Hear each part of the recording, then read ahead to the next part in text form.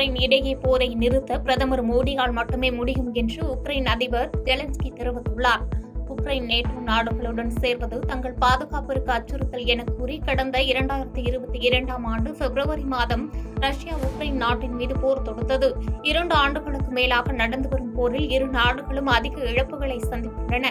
மேலும் Russia Ukraine தங்களது போரை நிறுத்த வேண்டும் என பல்வேறு நாடுகளும் வலியுறுத்தி வருகின்றன. கடந்த மாதங்களில் ரஷ்யா மற்றும் உக்ரைன் ஆகிய இரு நாடுகளுக்கும் சென்ற பிரதமர் மோடி போர் நிறுத்தம் குறித்து வலியுறுத்தினார். இந்நிலையில் உலகின் அதிக மக்கள் தொகை கொண்ட நாடு, 5வது மிகப்பெரிய பொருளாதார நாடு என பல்வேறு சிறப்புகளை பெற்றுள்ள இந்திய நாட்டின் பிரதமர் நரேந்திர மோடியால் மட்டுமே உக்ரைன் போரை நிறுத்த உதவ முடியும் என்று உக்ரைன் அதிபர் ஜெலன்ஸ்கி 2வது முறையாக குறிப்பிட்டுள்ளார். மேலும் இது தொடர்பாக இந்தியாவில் அமைதி பேச்சுவார்த்தை நடைபெற வாய்ப்பு இருப்பதாகவும் கூறினார். ரஷ்யாவுக்கு தொடர்ந்து ஆதரவை அளித்து வரும் வடகொரியா தற்போது 10,000 வீரர்களை ரஷ்யாவிற்கு அனுப்பி வைத்துள்ளதாக தெரிகிறது. ரஷ்யா உக்ரைன் இடையே போர் கடந்த 2022ஆம் ஆண்டு முதல் தொடங்கி நீடித்து வரும் நிலையில் போரை நிறுத்த உலக நாடுகள் முயற்சி மேற்கொண்டு வருகின்றன. எனினும் ரஷ்யா தனது நிலைப்பாட்டில் உறுதியாக இருப்பதால் போர் நீடிக்கிறது. உக்ரைனுக்கு நேட்டோ நாடுகள் உதவி செய்கின்றன. ரஷ்யாவுக்கு வடகொரியா தொடர்ந்து ஆதரவை வழங்கி வருகிறது. இந்நிலையில் உக்ரைனில் ரஷ்ய படைகளுக்கு ஆதரவாக வடகொரிய படைகளும் சண்டையிட உள்ளன. இதற்காக 10,000 வீரர்களை ரஷ்யாவுக்கு அனுப்பியுள்ளதாக அமெரிக்கா கூறியுள்ளது. மேலும் அந்த வீரர்களில் சிலர் ஏற்கனவே உக்ரைனை நெருங்கியுள்ளனர். வடகொரியாவின் வீரர்கள் போர்க்களத்தில் பயன்படுத்தப்பட்டால் அவர்களும் தாக்குதல் இலக்குகளாக கருதப்படுவார்கள் என உக்ரைன் தெரிவித்துள்ளது.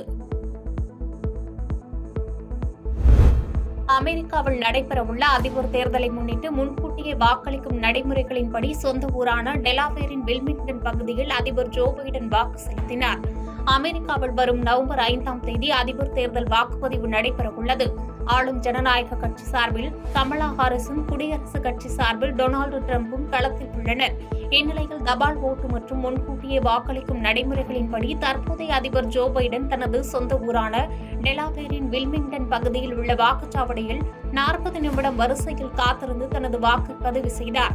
முன்னதாக வாக்களிக்க காத்திருந்தவர்களுடன் சேர்ந்து வரிசையில் நின்ற ஜோ பைடன் அவர்களுடன் சகஜமாக பேசினார். மேலும் அங்கு சக்கர நாற்காலியில் இருந்த பெண் முன்னால் செல்ல உதவி செய்தார்.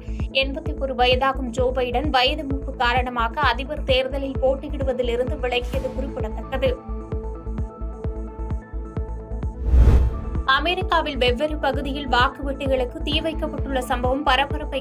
இருப்பினும் நூற்றுக்கணக்கான வாக்கு சீட்டுகள் தீயில் எரிந்து சேதமடைந்தன. அமெரிக்காவில் இருவேறு இடங்களில் வாக்குவெட்டிகளுக்கு தீ வைத்த சம்பவம் பரபரப்பை ஏற்படுத்திய நிலையில் இந்த சம்பவங்கள் குறித்து FBI விசாரித்து வருகிறது.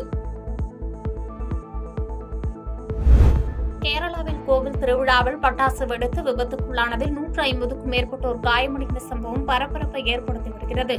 கேரள மாநிலம் காசர்கோட்டில் உள்ள நீலேஸ்வரர் என்ற இடத்தில் சூதம்பலம் வீரர்காவு கோவில் உள்ளது. இந்த கோவிலில் திருவிழா நடைபெற்று வரும் நிலையில் விழாவின் போது வானவேடிக்கை நிகழ்ச்சிக்காக பட்டாசுகள் வாங்கப்பட்டு குடோன் ஒன்றில் வைத்திருந்தனர். இந்த குடோனில் இருந்த பட்டாசுகள் திடீரென தீ விபத்து ஏற்பட்டு வெடித்து சிதறி மிகப்பெரிய அளவில் தீ விபத்து ஏற்பட்டுள்ளது. இந்த தீ விபத்தில் திருவிழாவில் கலந்து கொண்ட 150க்கும் மேற்பட்டோர் காயமடைந்தனர். 8 பேர் கவலைக்கிடமாக உள்ளனர். காயமடைந்தவர்கள் அருகில் உள்ள மருத்துவமனைகளில் சிகிச்சைக்காக சேர்க்கப்பட்டுள்ளனர். கோயில் திருவிழாவில் வானவேடிக்கை நிகழ்ச்சிக்கு மாவட்ட நிர்வாகத்திடம் அனுமதி பெறவில்லை என்று கூறப்படும் நிலையில் இந்த சம்பவத்திற்கு காரணமான கோவில் நிர்வாக தலைவர், செயலாளர் ஆகியோரை போலீசார் கைது செய்துள்ளதாக தகவல் வெளியாகியுள்ளது. பாதகம் செய்பவரை கண்டால் நாம் பயங்கொள்ளலாகாது பாப்பா, மோதி மிதித்து விடு பாப்பா, அவர் முகத்தில் உமிழ்ந்து விடு பாப்பா. அண்மை செய்திகளை உடனுக்குடன் தெரிந்து கொள்ள இணைந்திருங்கள் இயம்நாடு தொலைக்காட்சியுடன்.